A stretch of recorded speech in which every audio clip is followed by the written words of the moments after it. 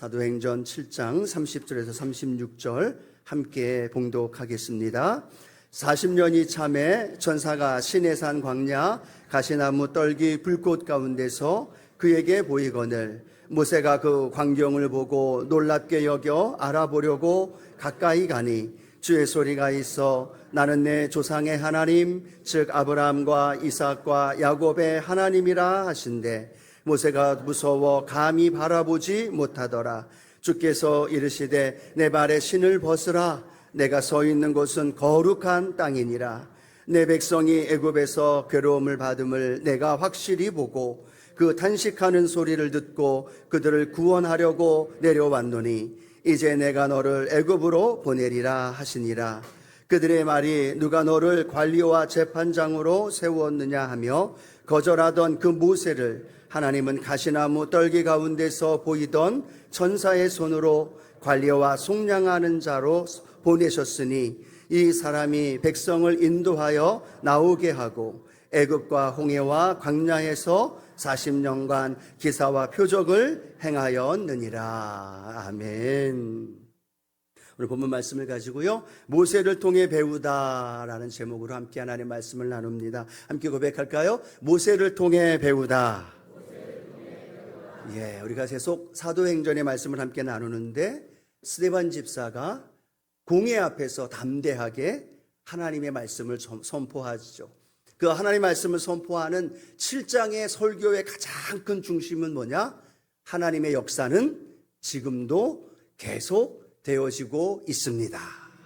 구약의 이스라엘 민족의 역사만이 아니라 여러분 아시나요? 오늘 우리가 함께 예배드리는 우리 여의도 순복음 수원교회의 역사, 또 저와 여러분이 개인의 가정과 삶의 현장에 이루어지는 모든 역사도 하나님의 주권적인 역사 속에서 계속 되어지는 줄로 믿습니다. 그래서 오늘도 하나님 앞에 예배드리러 오셨고 그 하나님 여러분에게 어떻게 하실까요? 말씀으로 찾아와 주시고 그 말씀을 우리가 어떻게 아멘 하고 받아들이고 믿고 나아갈 때 그 약속의 말씀을 통하여 저와 여러분의 삶에 하나님 크신 은혜로 채워주실 줄로 믿습니다. 오늘 특별히 이 스데반 집사님은 모세의 생애를 쭉 나열합니다.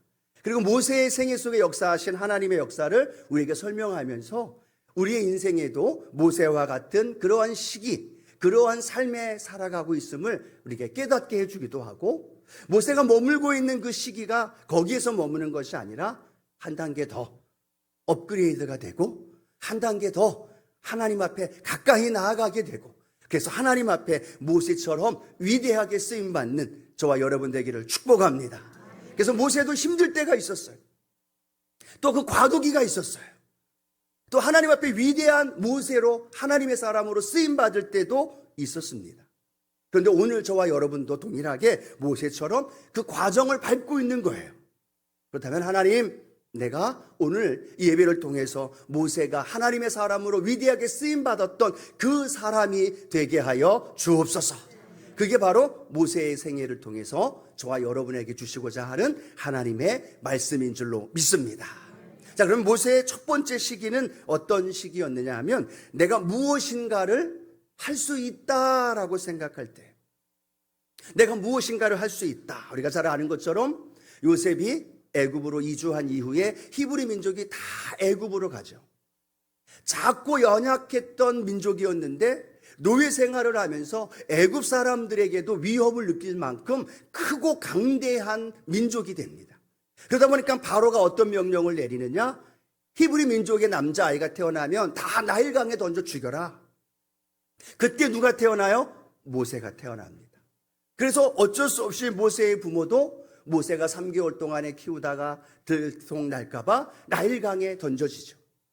그런데 그 던져지고 버려진 모세를 하나님께서 건져주시고, 할렐루야. 그리고 그 건져주심만이 아니라 모세의 양 부모, 신부모님을 통하여서 젖될 때까지 교육을 받게 하고 그 이후로는 바로의 공주의 그러한 아들로 성장하게 되어지는 그 모습이 우리가 출애굽기를 통하여서 모세의 생애를 잘 알고 있다는 겁니다. 근데 오늘 첫 번째 우리가 함께 나누는 시기가 언제의 시기냐? 모세가 그렇게 애굽의 궁전에서 왕자로 살아가던 시기예요.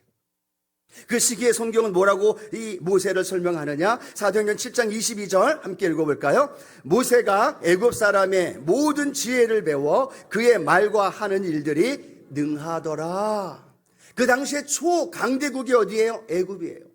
다른 나라에서도 애굽에 와서 그렇게 유학을 하려고 하고 많은 문명을 배우려고 했던 그곳에 모세가 애굽의 왕자가 된 거예요. 그러니까 그 모세의 삶에서 그 애굽을 통해 배우는 지혜, 언어, 학문, 그 모든 것을 배운 겁니다. 또 전쟁에 나가서 이 모세가 잘 싸워서 승리를 하게 되니까 이 애굽에 있는 모든 사람들이 모세를 향하여서 최고라고, 그렇게 인기가 좀 세워지고 권력을 가지고 있고 그 다음에 자기가 갖고 있는 백그라운드를 여러 가지를 가지고 있다 보니까 모세 마음속에 어떤 마음이 들어요? 야, 내 힘으로 우리 민족을 한번 구원해낼 수 있겠다. 그 민족을 되돌아보는 건 좋았는데 이 모세의 마음속에 어떤 마음이 들어요? 아, 나도 이 정도의 믿음, 이 정도의 삶, 이 정도의 백그라운드를 가지고 있다면 우리 민족을 구원하는 일 한번 좀 도전해 볼 수 있겠다라고 생각했다가 도리어 애굽 사람을 죽이게 되고 또 형제들이 싸우는 모습을 만류하다가 자신이 애굽 사람을 죽였다는 사실이 들통이 나게 되고 그리고 미디안 강야로 도망가는 도망자 실패자의 모습을 바로 우리 성경을 통하여 모세의 첫 번째 시기 애굽 왕자로서의 40년의 모습을 우리에게 보여주고 있습니다. 아마 이 모세에게 어쩌면요 가장 잘 나가던 시기가 언제일까라고 한다면 지금의 시기가 아닐까 생각합니다. 애굽의 왕자잖아요. 말 한마디에 모든 걸 다 다스리고 통치할 수 있고요. 그가 가지고 있는 지식과 배경, 그 모든 것들은 가장 최고의 문명 속에서 자랐기 때문에. 그래서 이 모세는요, 내가 무언가를 할 수 있다라고 생각했다는 거죠. 그런데 그는 보기 좋게 실패하고 도망자로 살아갈 수밖에 없는 이 모습이 어쩌면 모세의 모습만이 아니라 저와 여러분의 모습이 아닐까라고 생각해 본다는 거예요. 모세처럼 하나님을 알기도 합니다. 또 하나님 앞에 나와 교회에서 예배를 드리고 신앙생활하면서 우리에게 하나님이 주신 은혜 안에서 여러 가지 백그라운드를 가지고 살아가고 있습니다. 물질도 있고 건강도 있고 또 여러 가지 재능도 있고 지혜도 있습니다. 그러니까 그 마음속에 어떤 마음이 드느냐? 내 힘으로 할 수 있어. 내 사업도 내 힘으로 할 수 있어. 내 자녀의, 내 가정, 내 앞날, 내 모든 삶도 내 힘으로 할 수 있어 라고 생각하고 있는 교만한 마음이 어쩌면 모세의 마음처럼 저와 여러분 마음 가운데에도 있지 않는지. 주님이 모른다는 건 아닙니다. 주님을 알고 있어요. 모세도 어머니로부터 하나님에 대해서 들었습니다. 그런데 모세는 그 자기가 가지고 있는 백그라운드를 가지고 도전하면서 그렇게 이스라엘 민족을 구원하려고 하는 안타까운 모습이죠.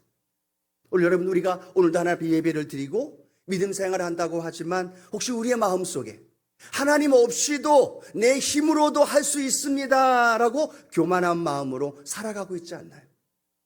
하나님 없이도 예배 드리지 않고 기도하지 않고 하나님 의지하지 않아도 내 힘으로 내 가정의 어떤 환경으로 내 진로, 내 앞날, 그리고 결혼, 가정을 이루고 사업을 경영하는 거 할 수 있어 라고 혹시 그런 마음에 교만한 마음이 있다면 여러분, 우리는 모세의 생애를 통하여서 그 교만한 마음은 결국 실패자가 되고 결국 도망자가 될 수밖에 없다는 이 놀라운 배경의 말씀이 저와 여러분에게 들려지는 은혜가 있게 되기를 축복합니다.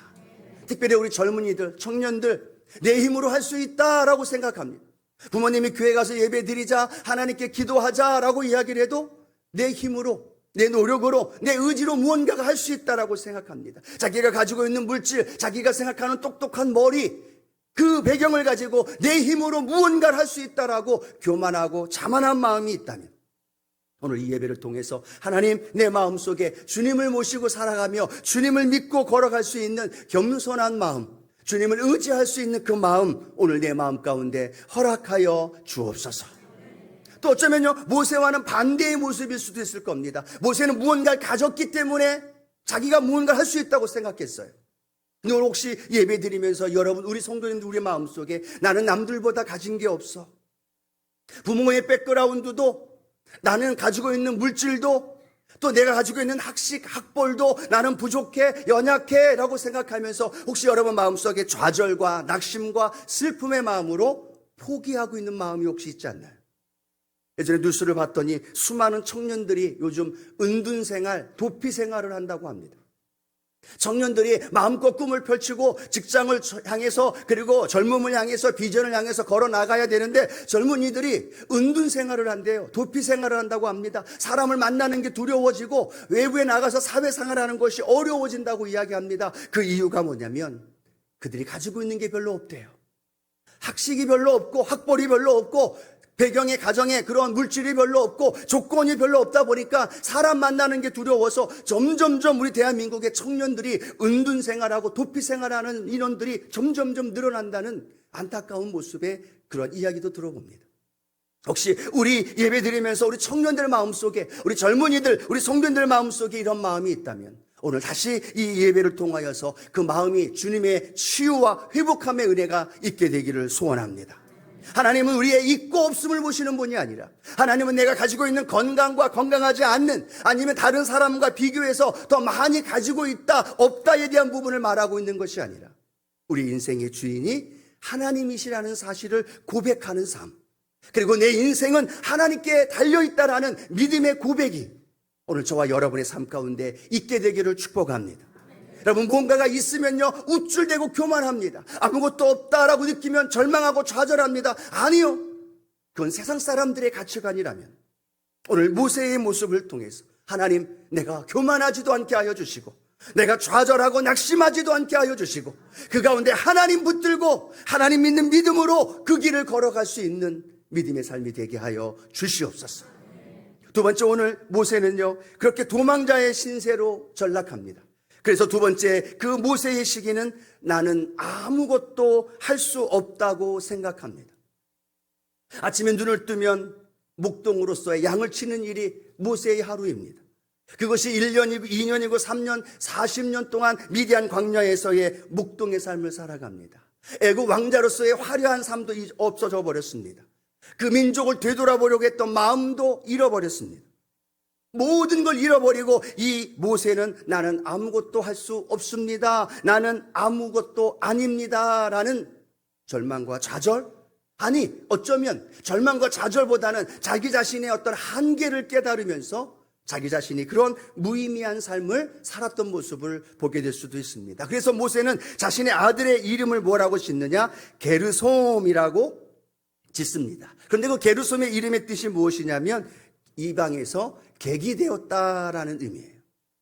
자신의 삶이 그렇게 처량한 안타까운 삶을 살았던 모습입니다. 철저하게 깨어집니다. 난 아무것도 없는 존재라는 걸 철저하게 깨닫고 알아가면서 그렇게 하루하루를 살아가게 될 때 여러분 그것이 끝이 아니라 하나님께서 모세를 찾아가 주시고 하나님이 모세를 만나 주신 줄로 믿습니다. 하루하루 의미 없다고 생각했습니다. 하루하루 자기 자신의 꿈도 비전도 잃어버린 그런 무의미한 삶을 살고 있었다고 생각했습니다. 나는 아무것도 아니다라고 느끼고 자각하면 자각할수록 오늘 모세를 통해서 하나님은 찾아가 주셨고 그 모세를 만나 주셨고 그 모세를 통하여 하나님 놀라운 일을 이루어 주신 줄로 믿습니다. 사도행전 7장 30절 말씀이죠. 함께 읽어봅니다. 40년이 참에 천사가 시내산 광야 가시나무 떨기 불꽃 가운데서 그에게 보이거늘. 하나님은 기다리셨습니다. 모세가 철저하게 자아가 깨지고 고집이 깨지고 그 고집불통이었던 혈기왕성했던 주먹 하나로 돌 하나로 애굽 사람을 죽였던 분노했던 모세의 아집과 고집이 철저히 깨지길 원하셨어요. 그렇게 깨어지자 하나님은 모세를 찾아가 주셨고 그 모세를 통하여서 하나님의 사람으로 만들어 주신 줄로 믿습니다. 여러분 이 예배가 어떤 예배여야 되느냐? 하나님 나는 아무것도 아닙니다. 오직 하나님만이 내 인생의 주인이십니다. 하나님이 내 인생의 모든 것입니다. 이것이 고백되어지는 은혜가 있게 되기를 소원합니다.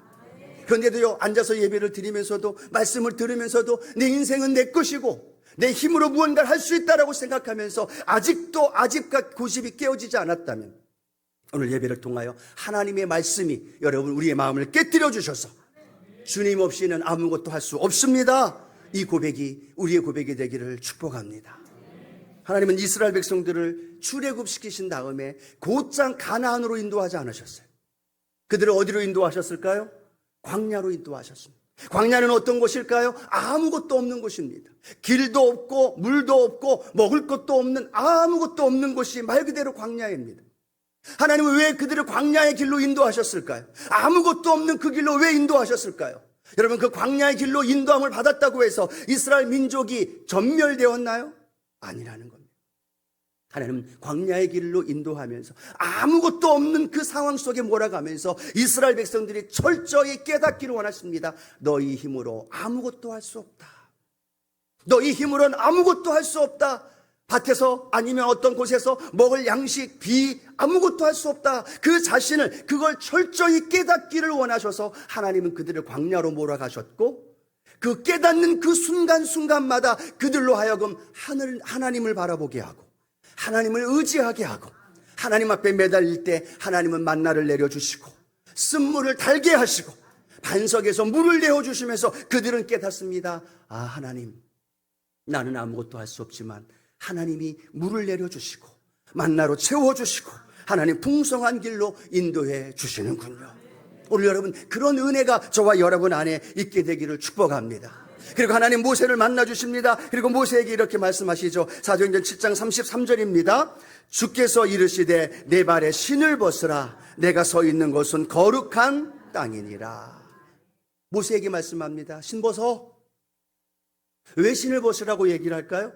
여러분, 이 신을 벗으라라는 말씀이 이 사도행전 모세에게 해당되는 것이 아니라 뿐만 아니라 이 여호수아 5장 15절에 보면 여호수아에게도 동일한 말씀이 기록이 되어 있어요. 같이 한번 읽어봅니다. 여호수아 5장 15절입니다. 야훼의 군대 대장이 여호수아에게 이르되 내 발에서 신을 벗으라. 내가 선 곳은 거룩하니라 하니 여호수아가 그대로 행하니라. 여호수아에게도 신을 벗으라고 이야기합니다. 모세에게도 신을 벗으라고 이야기합니다. 신을 벗는다는 건 무엇을 의미해요? 나는 당신의 종입니다. 당신은 나의 주인입니다 라는 걸 의미합니다. 하나님이 모세에게, 여호수아에게 말합니다. 내 발에서 신을 벗어라. 모세야, 내가 나의 종이 되겠느냐? 모세야, 내가 너의 주인으로 모시며 살아가겠느냐? 그 질문하는 그 질문에 모세는 신을 벗고 여호수아도 신을 벗고 주님 앞에 나아갔을 때 하나님이 모세와 여호수아를 위대한 하나님의 사람으로 사용하신 줄로 믿습니다. 여러분, 신을 벗으셨나요? 이때 신발을 보고 계시면 안 되는 거죠? 그 신이 아니니까. 여러분, 신발을 벗고 계시나요? 물질의 신, 인간의 정욕의 신, 여러분 갖고 있는 자존감, 자존심, 여러분이 가지고 있는 어떠한 세상적인 그 신을 그대로 신을 신고 있으면서 주님을 나의 주님으로 모실 수 없는 거예요. 오늘 이 예배에 주님 말씀하시기를 신을 벗으라 라고 말한다면, 예 주님, 내가 오늘 주님께 내 신을 벗겠습니다. 주님을 나의 주님으로 모시겠습니다. 나는 아무것도 할 수 없습니다. 오직 주님만이 하실 수 있습니다. 그 고백이 오늘 우리의 예배를 통해 고백되어지기를 축복합니다. 그리고 신발을 벗은 사람처럼 살아가기를 소원합니다. 할렐루야.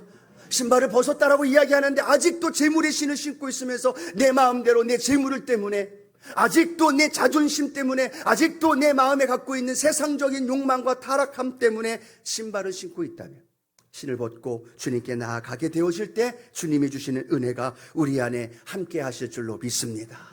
여러분, 그 다음 어떤 일이 벌어져요? 사도행전 7장 35절 말씀이에요. 같이 한번 읽어봅니다.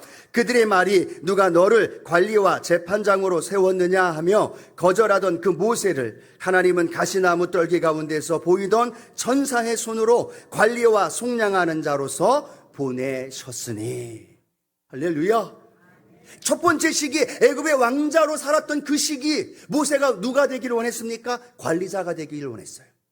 구원하에 나아가는 구원자가 되기를 원했어요. 그런데 보기 좋게 실패하고 도망자가 되어서 아무런 존재 없는 40년의 삶을 살았어요. 그런데 그때 주님이 찾아오신 줄로 믿습니다. 그리고 신을 벗게 하십니다. 그런데 신을 벗음으로 인해서 하나님은요, 모세에게 어떤 은혜를 주시느냐? 그가 그렇게 원했던 그 민족을 구원하는 속량자로 세워주시고, 그를 관리자로 세워주시고, 그를 통해서 하나님의 구원의 역사가 이루어 주신 줄로 믿습니다. 내가 할 때는 실패했어요. 그런데 나는 아무것도 할 수 없습니다 라고 고백하니까 웬걸요? 하나님이 그 사람을 그 일을 감당할 수 있는 자격을 주시고 능력을 더해 주시고 보내시면서 내가 속량자로, 관리자로 살아라 라고 우리에게 말씀해 주고 있다는 거예요. 그리고 여러분, 이 둘째 시기가 오늘 저와 여러분의 삶에서 이 드려지는 오늘 예배 가운데 그 은혜가 있게 되기를 축복합니다. 그 주님을 만나야 돼요. 오늘 신을 벗는 시기가 되어져야 돼요. 그리고 그 신을 벗고 하나님, 내가 주님 앞에서 보내심을 받은 속량자로, 보내심을 받은 관리자로, 내 가정에 보냄을 받고 내 사업에, 내 직장에, 내 학교에 보내심을 받은 자로 하나님, 내가 살아가게 하여 주옵소서. 오늘 그런 고백이 되기를 축복합니다. 그러면요, 그 다음 세 번째 시기로 넘어가요. 두 번째 시기에서 머무면 안 되죠. 세 번째 시기로 넘어가는데, 세 번째는요, 함께 고백할까요? 하나님은 모든 것을 할 수 있다고 생각합니다. 믿으십니까? 또 반대로 이렇게 생각할 수 있죠. 하나님의 사람으로 붙들림 받은 사람은 이제 모든 것을 할 수 있는 사람이 된 거예요. 하나님이 모든 걸 할 수 있기에 하나님이 보내시면서 그 하나님의 은혜와 능력을 그 사람에게 부어 주시는 거죠. 하나님은 모세를 애굽으로 보냅니다. 여러분, 애굽이 어떤 곳이에요? 도망쳤던 곳이에요. 모세를 죽이려고 했던 곳이에요. 그런데 모세가 다시 가야 되는 상황입니다. 쉽지 않은 결단입니다. 그러나 믿음으로 모세는 하나님의 부르심에, 보내심에 맞춰 애굽으로 갑니다. 그런데 그 애굽으로 가는 모습을 출애굽기 4장 20절 이렇게 기록하죠. 모세가 그의 아내와 아들들을 나귀에 태우고 애굽으로 돌아가는데 모세가 하나님의 지팡이를 손에 잡았더라. 어떤 거에 포커스가 맞춰져야 할까요? 하나님의 지팡이를 잡았더라. 여러분, 이 지팡이가 어떤 지팡이예요? 새로운 하나님이 위에서 하늘에서 떨어뜨려줘서 모세가 붙들고 가는 지팡이가 아니에요. 40년 동안 목동으로 살면서 그렇게 함께했던 낡고 보잘것없는 지팡이에요. 양들을 돌보고 함께했던 들 사용했던 그 지팡이에요. 그런데 하나님의 보내심을 받고 애굽으로 나아가는데 성경은 이렇게 말합니다. 모세가 하나님의 지팡이를 손에 잡았더라. 어떤 일이 벌어져요? 그 하나님의 지팡이로 홍해를 향하여 명령할 때 홍해가 갈라지더라는 거예요. 반석을 향하여 명령할 때 반석에서 물이 터져 나오는 거예요.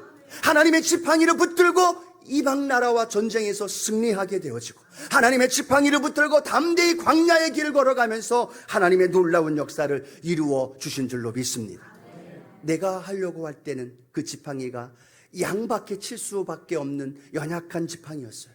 그런데 그게 하나님의 손에 올려지니까, 예, 하나님, 내가 하나님의 종이 되어서 그 길을 걸어가겠습니다 라고 믿음으로 나아가니까 여러분, 그 지팡이가 하나님의 지팡이가 되는 거예요.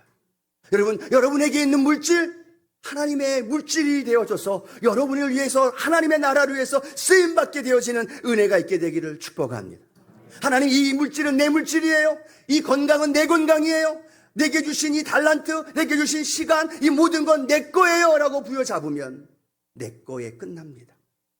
그런데 그것이 하나님의 손에 올려드리고 하나님 앞에 순종함으로 그 길을 걸어가니까 하나님은 우리의 연약함이 하나님의 능력으로 바뀌어지게 되고, 하나님 내게 있는 작은 것들이 하나님 오병이어의 기적으로 채워지게 되어지고, 하나님 내게 있는 작은 기도가 하나님 응답되어지는 기도가 되어 하나님의 만나를 내려주시고 은혜 가운데 우리를 붙들어 주시는 놀라운 역사가 인도되어진 줄로 믿습니다.